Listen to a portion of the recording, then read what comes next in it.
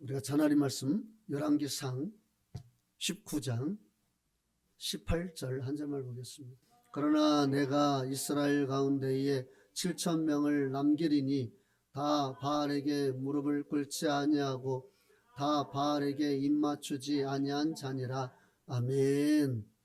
아무것도 아닌 것은 아무것도 없다 라는 제목 가지고 같이 말씀을 나누겠습니다. 제목이 좋지 않나요? 제가 이 제목을 딱 지으면서 참 기가 막히다 이런 생각을 해봤는데, 이스라엘 나라가 남유다와 북이스라엘로 갈라진 때가 있었죠. 그때 이 북이스라엘에서 활동했던 선지자가 바로 이 엘리야인데요. 북이스라엘에서 활동했던 선지자 중에 가장 하나님의 사역을 왕성하게 그리고 뜨겁게 감당했던 사람이 바로 이 엘리야입니다. 그런데 이 엘리야가 활동했던 시기에 왕이 누구였냐면 여러분이 잘 알고 있는 아합 왕입니다. 이 아합 왕은 악한데도 또 길게 통치를 했어요. 그 덕분에 이제 북이스라엘이 완전히 우상숭배에 빠져 들어간 그러한 암흑의 역사가 길게 펼쳐지죠. 그런데 왜 이 아합이 그토록 타락의 길을 걸어갔냐면 그가 이세벨이라는 이방 여인, 시돈 여인을 만나서 그 여인과 결혼하는 바람에 이 아합이 진짜 악한 왕으로 등극하게 되었습니다. 결혼은 참 중요하죠. 우리가 부모는 선택할 수 없어요. 그냥 태어나 보니까 내 부모님인 거예요. 그러나 결혼은 내가 선택하죠. 내가 고른단 말이에요. 결혼은 내가 결정하기 때문에 신중해야 되는데, 중요한 것은 한 번 결혼하면 성경에서는 하나님이 짝지어 주셨다 이렇게 말씀하고 있습니다. 그러니까 우리가 결혼하고 난 다음에는 이제 그때부터는 뒤돌아보면 안 돼요. 막 옆집에 철수도 생각이 나고 뒷집에 순이도 생각나고 그러면 안 된단 말이에요. 결혼과 동시에 뒷집에 순이도 이제 생각이 나면 안 되고 앞집에 철수도 생각이 나면 안 돼요. 무조건 결혼과 동시에 우리 가져야 될 마음은 하나님이 짝져준 사람이다. 이런 마음으로 우리가 이제 결혼을 생활을 할 때에 그 결혼이 하나님 은혜 안에서 풍성해집니다. 어쩌다 여기까지 왔어요? 하여간에 이 아합은 이세벨과 결혼함과 동시에 진짜 이 악한 길을 그냥 걸어갔던 그러한 왕이었는데요. 이 이세벨이 얼마나 당대의 악한 여인이었냐면 그 당시에 이스라엘 나라가 여로보암이 세웠던 우상 금송아지를 이 베델과 단에다가 단이 단지파가 있었던 그곳에다가 우상을 세웠는데, 이제 이세벨이 이스라엘의 그 여왕으로 등극하면서 이제 바알신을 전국에 다 퍼뜨리는 겁니다. 그래서 바알신을 섬기는 제사장들을 육성하고 그 다음에 수시로 바알을 섬기게 하고 또 아세라를 섬기게 하고 거기에 절하지 않는 사람들은 죽이고 특히 야훼 하나님을 섬기는 선지자들은 무조건 다 그냥 멸절시켜버리는 거예요.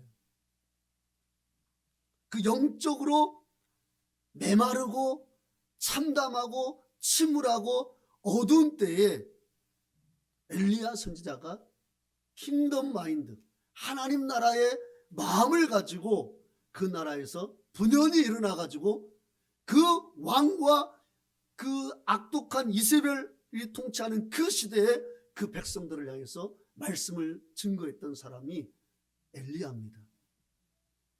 그런데요, 본문 앞장 열왕기상 18장 7절에서 15절 보면 엘리야와 대면하는 사람이 나오는데 그게 오바댜죠. 오바댜. 오바댜는 궁궐에서 왕실의 일을 맡은 국내 대신이었습니다. 열왕기상 18장 3절 한번 읽어볼까요? 아합이 왕궁 맡은 자 오바댜를 불렀으니 이 오바댜는 여호와를 지극히 경외하는 자라. 아멘. 참 놀랍습니다. 온 나라가 우상 숭배에 빠져서 허우적거리고 있을 때에 오바댜는 하나님을 경외하는 자라고 말씀하고 있는데 지극히 경외하는 삶을 살았다라고 성경은 말씀하고 있습니다. 이게 놀라운 거예요. 그러니까 이세벨이 하나님 믿는 사람들을 다 이 선지자들을 죽이고 하나님 믿는 사람들을 그 땅에서 멸절시켰다고 생각했는데 가만히 보니까 등잔 밑이 어두웠던 거예요. 그 왕궁에서 오바댜가 지극히 하나님을 경외하는 삶을 살았다는 사실입니다. 그리고 그 삶은 지극히 하나님을 경외한 그 삶은 그 다음 절로 이어지죠. 읽어봅시다. 4절 18장 4절 읽어보겠습니다. 시작. 이세벨이 여호와의 선지자들을 멸할 때에 오바댜가 선지자 100명을 가지고 50명씩 굴에 숨기고 떡과 물을 먹였더라. 아멘. 이 사실을요 오바댜가 엘리야를 만났을 때도 밝히고 있어요. 그러니까 성경이 이것을 밝히고 있고 또 오바댜가 엘리야를 만났을 때 13절에 이걸 밝히고 있습니다. 읽어봅시다. 13절 시작. 이세벨이 여호와의 선지자들을 죽일 때에 내가 여호와의 선지자들 중에 100명을 50명씩 굴에 숨기고 떡과 물로 먹인 일이 내 주에게 들리지 아니하였나이까. 예. 오바댜가요 하나님을 지극히 경외하는 삶으로 나아갔습니다. 이것은 수직적인 관계죠. 수직적인 관계, 하나님과의 관계에 있어서 지극히 경외한 삶으로 나가니까 그 다음에 그의 삶이 수평적인 관계로 이어지는 거예요. 그러니까 여러분이 정말 하나님과의 뜨거운 관계를 유지한다면, 이 수직적인 관계가 바르게 서 있다면 반드시 이것은 수평적인 관계로 이어지는 거예요. 그래서 이 오바댜를 통해서 하나님을 섬기는 선지자 100명이 50명씩 굴에다 숨겨놓고 그들이 거기서 살 수 있었던 길이 열리게 된 것입니다. 여러분이 나 은혜 받았어. 오늘 말씀 너무 좋아. 너무 뜨거워. 할렐루야. 그래. 수직적인 관계에서 은혜가 왔어요. 근데 집에 가자마자 막 싸워. 대판 싸워. 그냥 막 고성을 지르면서 그냥 막 분기탱천해가지고 너 죽든지 나 죽든지 둘 중에 하나는 죽자면서 막 싸워. 이건 뭐예요? 이건 수직적인 관계에서 받은 은혜가 이건 진짜 은혜가 아닐 수도 있는 겁니다. 진짜 우리가 하나님과의 관계 속에서 큰 은혜를 받으면 반드시 수평적인 관계에서 내 가까운 사람들이 그 은혜를 누리게 되어 있어요. 그러니까 옛날에는 내가 막 그냥 같이 싸워. 그래, 너 죽고 나 죽자. 싸워. 그런데 은혜를 받고 나니까 싸우는 게 이제 싫은 거예요. 이거 하나님이 싫어하시지. 막 남편이 시비를 걸어. 야, 싸우자고. 싸워. 잽잽 날려요. 막 어퍼컷도 날려. 근데 내가 하나님의 은혜를 받았잖아요. 이제 수평적인 관계로 가야 되는데 계속 잽을 날려. 심계를 건드려요. 어떻게 해요? 우리는 주여 아버지 한 번 더 참 주여 그러나 에라이 그래 싸워요. 그러나 또 은혜를 또 받아요. 그러면 이제 2번 참고 싸웠던 사람이 4번 참다 싸워요. 이제 4번 참다 싸운 사람이 10번 참다 싸워요. 그러다 또 하나님과의 관계가 깊어지면 이제 안 싸워요. 그러니까 뭐 하나님 은혜를 받았다고 바로 뭐 안 싸운 건 아니에요. 막 어떤 때는 그냥 막 더 크게 싸울 수도 있어요. 그러나 계속 은혜가 깊어지면 어느 순간에는 그게 점점 줄어들어요. 10번 싸웠던 사람이 5번 싸우고 5번 싸웠던 사람들이 3번 싸우고 3번 싸웠던 사람들이 이제 그 아내가 불쌍히 여겨져. 아이고 그래 저거 하나님 모르니까 저렇지 하면서 그냥 받아들여져. 저 남편 그렇지. 아이고 네가 하나님 모르니까 그렇지. 네가 아니. 사라는요, 아브라함을 위해서 주라고 그랬어요. 우리 주님이 그래. 우리 주가 아직은 주님 앞에 녹아지지 않았지. 그래. 이렇게. 왜 여기까지 왔어요? 그래. 그러니까 하나님과의 오바댜가 수직적인 관계가 딱 바로 서고 은혜를 누리니까 수평적인 관계에 서서 그 하나님의 종들이 은혜를 누린단 말이에요. 누군가 은혜를 누려요. 더군다나요, 이게 참 귀한 것이요. 열왕기상 18장 2절 보세요. 2절 읽어봅시다. 시작. 엘리야가 아합에게 보이려고 가니 그때 사마리아의 기근이 심하였더라. 예, 기근이 심하였던 때예요. 기근이 심하였던 때에 이 오바댜가 선지자 100명을 50명씩 딱 동굴에 숨겨놓고 어떻게 해요? 떡과 물을 먹였더랴. 떡과 꿀을 먹였더라. 이렇게 말씀하고 있어요. 떡과 물. 기근의 때 떡을 구하는 게 쉽지 않습니다. 이게 지금 3년이에요. 기근이 3년입니다.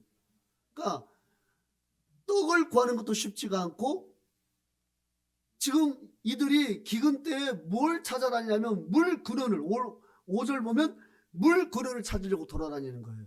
그러니까 100명이나 되는 그 선지자들에게 떡을 공급하는 것도 어렵고 물을 공급한다는 건 더더욱 어려운 그때에 이 오바댜가 하나님을 지극히 경외하니까 어떻게 해서든지 떡과 물을 구해서 그 100명의 선지자들을 살려내는 거예요. 그 핍박의 때에, 그 어려움의 때에, 그 환경적으로 극심한 어려움이 있을 때에 그 핍박과 그 기근이라는 어려움을 뚫고 나가서 주의 종들 100명을 살리고 있는 사람이 누구였냐면 오바댜였습니다. 오바마가 아니라. 자, 제가요, 이 말씀을 준비하면서 우리 여전도회를 생각해 봤어요. 우리 여전도회가 주일마다 음식을 준비하는데 딱 100명분이야. 제가 보니까 도저히 이게 아무리 봐도 100명분이에요. 제가 그렇게 하지 말라고 하고 싶어도 그냥 준비하면 100명분이야. 그래서 하나님, 제가 그래서 이런 생각을 해봤어요. 우리 여전도의 그 헌신의 내면도 보시지만 그 여전도가 준비했던 음식의 양도 보셔서 그만큼 사람을 좀 채워달라고 내가 그렇게 기도해요. 그러니까 우리 여전도가 믿음이 진짜 좋은 것 같아요. 우리의 숫자로 오면 그냥 훨씬 못 미치는 음식을 준비해도 넉넉히 먹을 수 있는데 100명분이야. 100명분. 여러분, 주님께서 우리에게 100명을 곧 채워주실 줄로 믿습니다. 네. 우리가 벌써 준비가 됐잖아요. 음식이. 뭐 이제 숫자만 채워주면 되는 거죠. 자, 오바댜가 핍박과 기근이라는 환경적 어려움을 극심하게 겪고 있었지만 하나님의 선지자들을 지켰습니다. 그 동기는 하나님을 향한 지극한 경외함이라고 제가 말씀드렸습니다. 그런데요, 열왕기상 18장 22절 보면 이 오바댜의 신앙 이야기를 들은 엘리야가 이스라엘 백성 앞에서 이렇게 고백을 해요. 읽어봅시다. 22절, 18장 22절 읽어봅시다. 시작. 엘리야가 백성에게 이르되 여호와의 선지자는 나만 홀로 남았으나 바알의 선지자는 450명이로다. 예. 아니 분명히 지금 오바댜가 기껏 간증했잖아요. 엘리야한테 주님이라고 말하면서까지 제가요 50명씩 굴에 그렇게 숨겨놓고 지금 이 기근의 때 떡과 물을 공부하고 있습니다. 그랬더니 꼴랑 한다는 말이 22절 엘리야가 나만 홀로 남았다는 거예요. 나만 홀로. 선지자가 나만 홀로 있다는 거예요. 이건요 백성들 앞에서 고백만 한 게 아닙니다. 하나님 앞에서도 그렇게 고백해요. 자, 19장 열왕기상 19장 10절 보세요. 10절 읽어보겠습니다. 시작. 그가 대답하되 내가 만군의 하는 여호와께 열심히 유별하오니 이는 이스라엘 자손이 주의 언약을 버리고 주의 제단을 헐며 칼로 주의 선지자들을 죽였음이오며 오직 나만 남았거늘 그들이 내 생명을 찾아 빼앗으려 하나이다. 예, 여기서도 오직 나만 남았다는 거예요. 오직 나만 남았다. 그런데 나의 생명까지 빼앗으려고 한다라고 말을 해요. 자, 그 다음에요. 14절 보세요. 19장 14절. 똑같아. 토시 하나 틀리지 않고 똑같이 또 고백합니다. 똑같아요. 자, 읽어봅시다. 시작. 그가 대답하되 내가 만군의 하나님 여호와께 열심히 유별하오니 이는 이스라엘 자손이 주의 언약을 버리고 주의 제단을 헐며 칼로 주의 선지자들을 죽였음이오며 오직 나만 남았거늘 그들이 내 생명을 찾아 빼앗으려 하나이다. 아멘. 계속해서 엘리야가 고백하기를 주의 선지자는 나만 남았대요. 나만. 그러나 하나님께서 뭐라고 말씀하십니까? 본문 18절 읽어봅시다. 18절 시작. 그러나 내가 이스라엘 가운데 7,000명을 남기리니 다 바알에게 무릎을 꿇지 아니하고 다 바알에게 입맞추지 아니한 자니라. 아멘. 엘리야 말고도 7,000명의 선지자가 있다라는 사실이에요. 이것은요 로마서 11장 2절에서 5절에도 이것을 밝히고 있습니다. 읽어봅시다. 로마서 11장 2절에서 5절까지 읽어봅시다. 하나님이 그 미리 하신 자기 백성을 버리지 아니하셨나니 너희가 성경이 엘리야를 가리켜 말한 것을 알지 못하느냐. 그가 이스라엘을 하나님께 고발하되 주여 그들이 주의 선지자들을 죽였으며 주의 제단들을 헐어버렸고 나만 남았는데 내 목숨도 찾나이다 하니 그에게 하신 대답이 무엇이냐. 내가 나를 위하여 바알에게 무릎을 꿇지 아니한 사람 7,000명을 남겨두었다 하셨으니 그런즉 이와 같이 지금도 은혜로 택하심을 따라 남은 자가 있느니라. 아멘. 예. 여기 보면 엘리야가 하나님 앞에서 이스라엘 백성들을 고발했다고 그러죠. 고발을 했어요. 선지자들을 죽이고 다 타락하고 악한 길을 걸어간다고 고백하면서 선지자는 자기밖에 없다는 거예요. 그때 하나님께서 하신 말씀이 야 착각하지 마.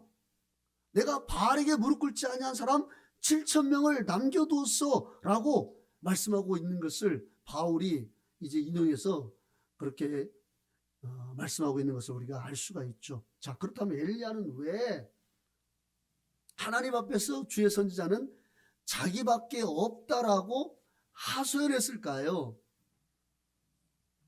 자, 우리 열왕기상 19장 10절 보세요. 다시 본문으로 넘어가서 열왕기상 19장 10절 읽어봅시다. 시작. 그가 대답하되 내가 만군의 하나님 여호와께 열심히 유별하오니. 예, 만군의 하나님 여호와께 열심히 어떻다고요? 유별하오니. 유별하오니. 유별하다는 거죠.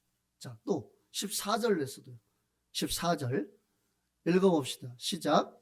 그가 대답하되 내가 만군의 하나님 여호와께 열심히 유별하오니. 예, 열심히 유별했다. 이 엘리야가요 하나님 앞에서 열심히 유별한 사람이었습니다. 그런데요 이 열심히 유별하오니의 그 히브리어를 제가 찾아보니까 키누티라는 이 말인데요, 이것은 질투하다는 이 뜻의 히브리어 카나가 2번 반복된 말입니다. 그러니까 질투하고 질투하더니 이러한 뜻이에요. 이스라엘 백성들이 이 하나님을 떠나서 이 이방신들을 숭배하는 그 작태를 엘리야가 보고 하나님의 마음으로 그들을 그리고 그 우상을 질투하고 또 질투했다란 말이에요. 그러니까 하나님의 생각과 하나님의 마음과 하나님의 심정으로 타락한 이스라엘 백성을 향해서 질투하고 그들을 향해서 책망하고 그들을 돌이키기 위해서 누구보다도 열심을 낸 게 엘리야였다는 것입니다. 자, 그런데 하나님 편에서 이 열정적으로 사역을 감당하다 보니까 오히려 그게 독이 되었어요. 그래야 해서 그가 하나님 편에서 열심을 내면 낼수록 자기만 보이는 거예요. 14절에 그러죠. 10절도 그러고요. 계속 반복하잖아요. 오직 나만 남았거늘. 14절에서도 오직 나만 남았거늘. 계속 오직 나만 남았대요. 누가요? 엘리야가. 여기 오직 나만 남았다는 이 표현의 원문을 보면은요, 나만 남았다 이런 뜻입니다. 그러니까 계속 자기만 보이는 거예요. 나만 남았어. 다른 사람은 없어. 나밖에, 나만 이런 거예요.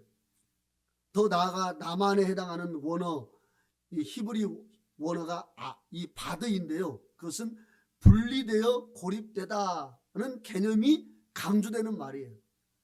그러니까 당시 엘리야는 사역을 하면 할수록 자기만 보였어요.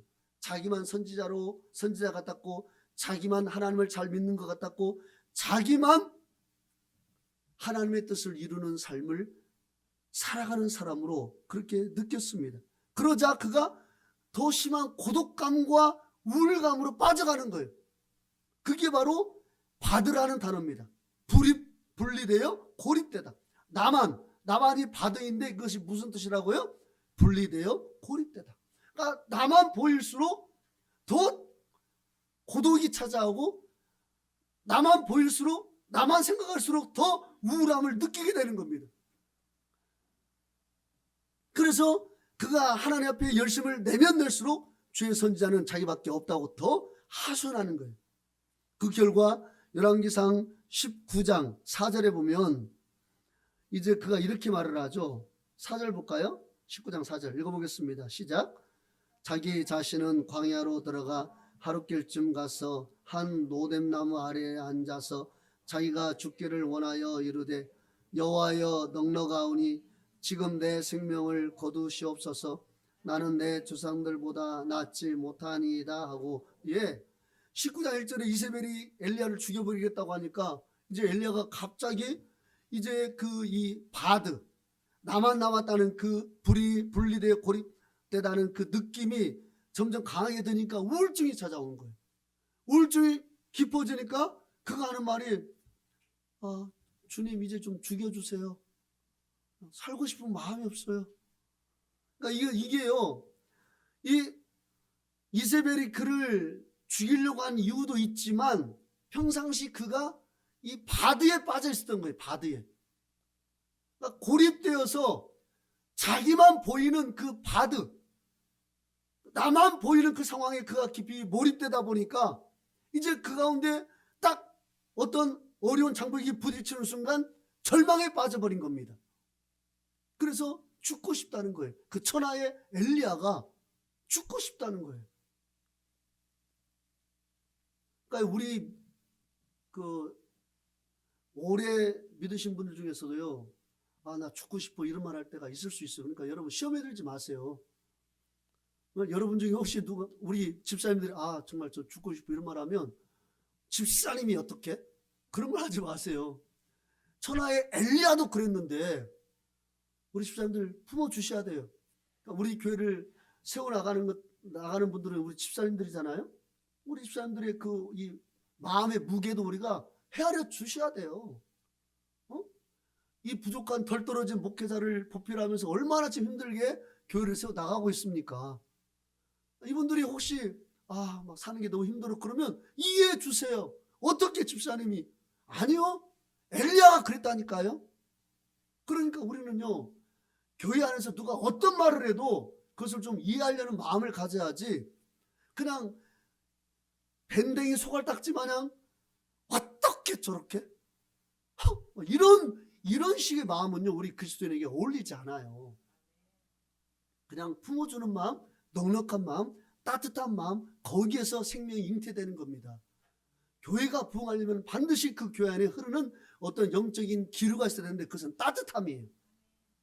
그 따뜻함을 잃어버리면은요, 절대 교회가 그 수준을 벗어날 수가 없어요. 그러니까 집사님이 그런 말을 해? 그럴 수 있다.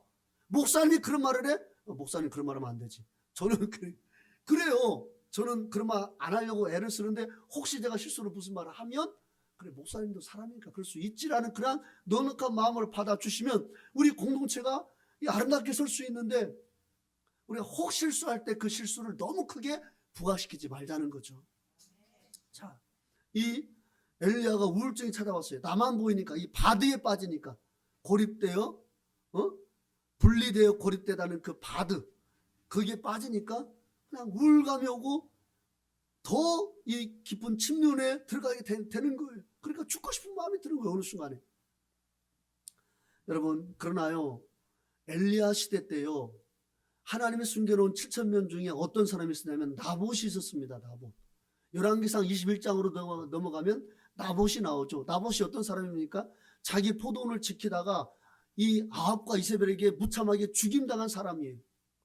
그러니까 나봇은요, 엘리야는 지금 이세벨이 죽이겠다고 하니까 그게 무서워가지고 이 도망가가지고 죽고 싶다고 하나님께 고백했는데, 나봇은 드러나지 않다가 어느 순간에 그 아합이 포도원을 나에게 달라, 내가 여기 멋진 정원을 만들고 싶은데 웃돈을 주면서 내가 너에게 줄 테니까 다른 곳에 포도원을 사고 이걸 나에게 줘라 했을 때, 이 나봇이 하는 말이, 이것은 하나님이 우리 조상에게 주신 거기 때문에 팔 수 없습니다.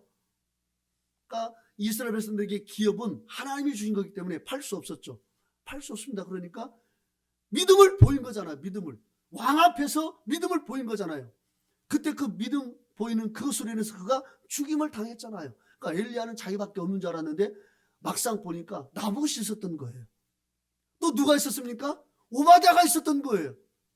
왕궁에 살면서 이세벨은 그 통치와 모든 그 관심과 모든 그 이세벨의 눈이 집중되어 있는 그곳에서 하나님을 지극히 경외하면서 선지자 100명을 몰래 먹여 살리는 이 오바댜. 여러분, 이 오바댜가 그 믿음이 작은 믿음입니까? 그 신앙이 작은 신앙입니까? 오바댜가 그렇게 고백했는데도 엘리야는 나만 선지자래요. 이게 도대체 뭡니까? 여러분, 정말 우리가 조심해야 될 게, 열심을 낼 때 조심해야 돼요. 열심을 내는데 그때 우리가 진짜 조심해야 될 것이, 나만 보여요. 우리가 진짜 열심을 내면 교회 안에 나만 열심히 하라는 것 같고 다른 사람 다 놀고 있는 것 같아. 그래서 진짜 열심을 낼 때 우리가 그때 더 사실은요, 위험할 수 있습니다. 위험할 수 있어요. 저는 그래서 이런 마음을 가졌으면 좋겠어요. 진짜 다 놀고 있어요. 다들 그냥 기타 치면서 배짱이처럼 막 노래 부르면서 놀고 있어. 나만 막 진짜 뼈 빠지게 애를 써. 그때 우리가 가져야 될 마음은요, 나만 이렇게 열심을 내네? 이런 마음이 아니라, 나라도 열심을 내니까 좋다. 아멘? 나라도 열심을 내니까 우리 교회가 이렇게 서네? 이런 마음을 가지면 이거 얼마나 아름답습니까? 나만이라도 이 마음과는 천지 차이죠. 우리가 열심을 낼수록 우리 마음 가운데 뜨거움이 오니까 나도 모르는 사이에 내 안에 어떤 게 충만해지냐면 성령이 충만해지는 것이 아니라 정죄감이 충만해져요. 이게 열심을 내는 사람의 가장 위험함입니다. 어떤 교회가 열심을 낸다? 그러면 반드시 다른 교회가 밑으로 보여요. 우리 교회는 이렇게 열심을 내는데 저 교회는 이런 식으로 보여요. 이건 도역자의식이 아닙니다. 그러니까 내가 잘나고 내가 뭔가 높은 것을 이루는 것은 나를 통해서 누군가 복을 받게 하기 위해서 그렇게 한 것이지, 누군가를 정죄하라고 주신 것이 아니에요. 그러니까 우리 교회가 부흥을 해. 우리 교회가 크게 성장을 해요. 근데 우리 교회들을 보니까 별로 그냥 열심을 내는 것 같지도 않고 그냥 어떻게 있는 교회부터 성도들이 떨어져 나가는 것 같아요. 그러면 아이고 저 봐, 정말 저기 봐봐, 뭐야 저게 저렇게 사회가서 되겠어? 이게 열심을 내는 교회가 가질 위험이란 말이에요. 그러나 그때 우리가 우리 교단을 책임져야 된다라는 그러한 사명을 가지고 교단의 부흥을 위해서 기도하고 또 목회자를 위해서 기도하고 또 우리가 덕을 세운다면 얼마나 아름답습니까? 아멘. 저는요, 그런 어떤 사명감이 있어요. 시대적인 사명감이라고 할까요? 우리 교단을 우리 만나 공동체가 살리면 좋겠다라는 그러한 어떤 사명감을 제가 품고 있습니다. 지금 전 세계적으로 봤을 때 가장 뜨겁게 부흥하고 있는 그 교단이 오순절 교단이고, 그 중에서도 우리 UPC 교단이 진짜 크게 부흥하고 있죠. 그러나 한국에서는 사실 그렇지가 못해요. 이때에 누군가 한 교회는 뭔가 모델이 돼야 되지 않겠습니까? 아, 이 어려운 때 부흥하는 교회가 있구나. 그럼 우리 교단 교회들이 그것을 보고 힘을 얻을 거 아니에요. 저는 그것을 바라는 거예요. 또 제가 바라는 것은 우리 교회가 정말 부흥해서 사람 숫자가 많아지면 물과 성령으로 건난 영혼이 많아지는데 그분들이 다 여기서 신앙생활 할 수 있겠습니까? 우리 신업사님도 부산에서 오셨잖아요. 그런 것처럼 성도가 많아지면 분명히 이사가는 분들이 있다란 말이에요. 이사가는 분들이 있으면 우리 그 교단의 어려운 교회, 그 힘든 교회 소개시켜서 붙여드리면 그 교회 목회자가 얼마나 큰 힘을 내겠습니까? 저는 그걸 바라는 거예요. 정말 크게 부흥해서 어디 뭐 이사 간다고 하면 얼른 가시라고. 거기 어느 우리 교단 교회가 있는데 빨리 가서 거기서 충성하시고 절대 우리 교회는 이제 인연을 끊으시라고. 뭐 제 설교 유튜브 설교 듣지 마시고 그 목사님 설교만 들으시고 그 목사님에서 기도하시고 그 교회 완전 정을 주시고 그 교회에서 충성하시라고. 더 이상 여기서 가졌던 추억 다 잊으시라고. 비교하지 마시고 오직 거기에서 충성하시라고. 그러고 싶어요 저는. 근데 아직은 우리 교회가 작아서 누가 이사 간다고 하면 이거 정말 여러분 이거 저 얼마나 서글픕니까? 이게 얼마나 서글프냐고요. 좀 나누고 베풀고 또 부흥하면 또 선교운동도 얼마든지 농어촌교회 그냥 마음껏 지원할 수 있잖아요. 진짜 사례비, 아니 그분이 진짜 사례비가 안 나오잖아요. 농어촌교회들 사례비를 드리는 거예요. 몇백만 원씩. 달달이. 그게 뭐가 어려워요 부흥하면. 그게 뭐 아깝습니까? 뭐가 아까워요 우리가. 아까운 거 없어요. 할 수 있으면 해야 돼요.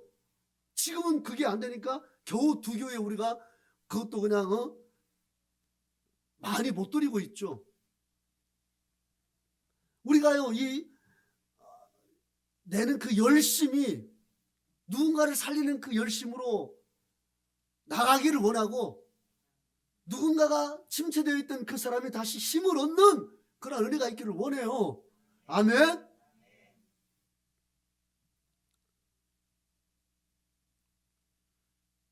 엘리야처럼 드러나게 활동하는 것도 중요하지만 오바댜처럼 보이지 않는 곳에서 자신의 일을 하는 것도 중요합니다. 또 나봇처럼 자신에게 주신 은혜를 묵묵히 감당하는 사람도 아름답고 오바댜가 숨겨놓은 그 100명처럼 또 하나님이 숨겨놓은 그 7,000명처럼 없는 것 같지만 거기서 신앙을 지키고 있는 그 사람도 대단히 중요해요. 아멘. 자 보세요. 결론입니다. 새가족이 교회 왔을 때에 교회가 텅 비어 있는 것과 그냥 그래도 이렇게 성도들이 앉아 있는 것 열심은 안 내. 그냥 앉아만 있어요. 그런데도 앉아만 있어도요 새가족이 왔을 때 거기서 은혜를 누리는 거예요. 그러니까 얼마나 다 중요합니까? 다 중요한 거예요. 중요하지 않은 사람은 아무도 없어요. 오늘 말씀의 제목이 뭐예요? 예, 아무것도 아닌 것은 아무것도 없어요. 아무리 교회에서 밥만 먹고 물만 먹고 가지요. 이런 밥만 먹고 물만 먹고 가는 분도 딱 예배당 와서 앉아있는 순간 그분은 자기 역할을 하고 있는 거예요. 새가족이 잘 정착할 수 있도록 지금 분위기를 만들고 있는 거란 말이에요. 그러니 중요하지 않은 사람이 누가 있습니까? 밥만 죽는다고 말할 사람이 누가 있냐고요. 아무것도 아닌 사람 아무도 없습니다. 아멘. 우리 만나 공동체가 이 만나 공동체를 세워나가는 그 중요한 정신이 바로 그거예요. 아무것도 아닌 것은 아무것도 없다. 자, 우리 같이 한번 해봅시다. 시작. 아무것도 아닌 것은 아무것도 없다. 다시 한번 시작. 아무것도 아닌 것은 아무것도 없다. 아멘.